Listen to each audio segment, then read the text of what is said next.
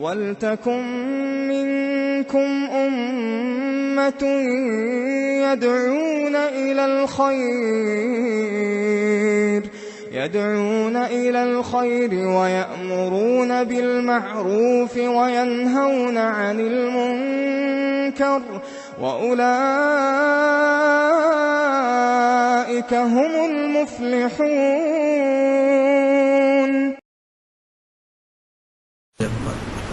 سوال ہے کہ اگر بیماری کی وجہ سے بار بار پیشاب کے قطرے بدن پہ لگتے ہوں اور وضو ٹوٹتا ہو تو کیا کیا جائے؟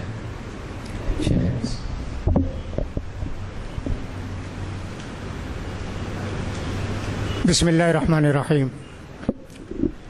بیماری کی وجہ سے بار بار پیشاب کے قطرے گرتے ہیں، بڑھاپا ہو جاتا ہے، مثانہ کمزور ہو جاتا ہے، شوگر کے دیابیطس کی بیماری ہے، یہ بیماری پیدا ہو جاتی ہے۔ ویسے عورتوں کا حال ہے کہ ہمیشہ خون نکلتے رہتا ہے، جس کو استحاضہ کہتے ہیں۔ ایسی صورت میں کیا نماز معاف ہے؟ نماز تو بالکل معاف نہیں ہے، آپ کو اسی حالت میں نماز پڑھنا پڑے گا۔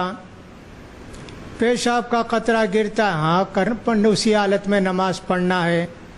کبھی ایسا ہوا کہ اسپتال میں داخل کر دیا آپ کو اور پیشاب کے راستے کو بند کر کے نالی لگا دیا اور نالی سے بوتل میں ایک قطرہ پیشاب کا گرتے رہتا ہے، وہ صبح لگائے تو کل تک ہے، کل لگائے تو اور 2 دن تک بھی رہتا ہے۔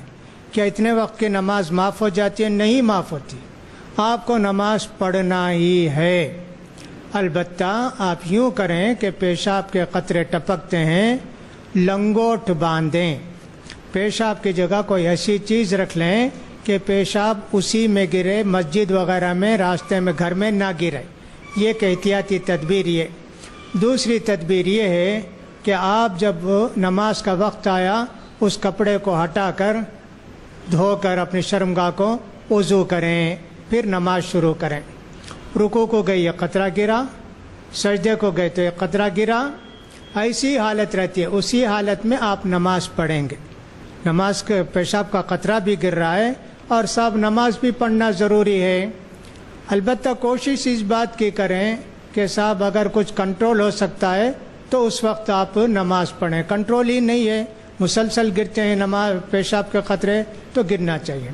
نبی کریم صلی اللہ علیہ وسلم کے زمانے میں تو حضرت حمنہ بنت جہش کو غالباً استحاضہ تھا، خون گرتا تھا ہمیشہ۔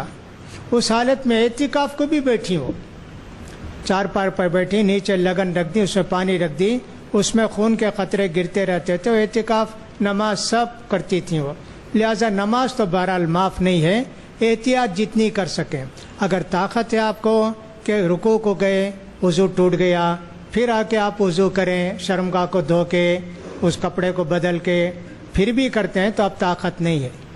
فاتقوا اللہ ما استطعتم، جتنا ہو سکے اللہ سے ڈر کر زندگی گزارو۔ لہٰذا جن کے پیشاب کے قطرے بار بار گرتے ہیں اور کنٹرول کی کوئی صورت نہیں ہے، پیشاب کے قطرے گرتے ہوئے بھی وہ نماز پڑھیں گے، اور البتہ نماز کا وقت جب ہو کپڑا بھی دھو لیا، شرمگاہ بھی دھو لیا، وضو کر کے نماز پڑھے، پھر اس کے بعد جو قطرے گریں گے اللہ معاف کرے گا، آپ کی نماز قبول ہوگی۔ واللہ اعلم بالصواب۔ سبحان اللہ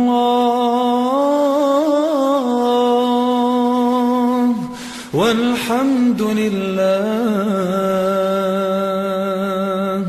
ولا الہ الا اللہ واللہ اکبر۔ سبحان اللہ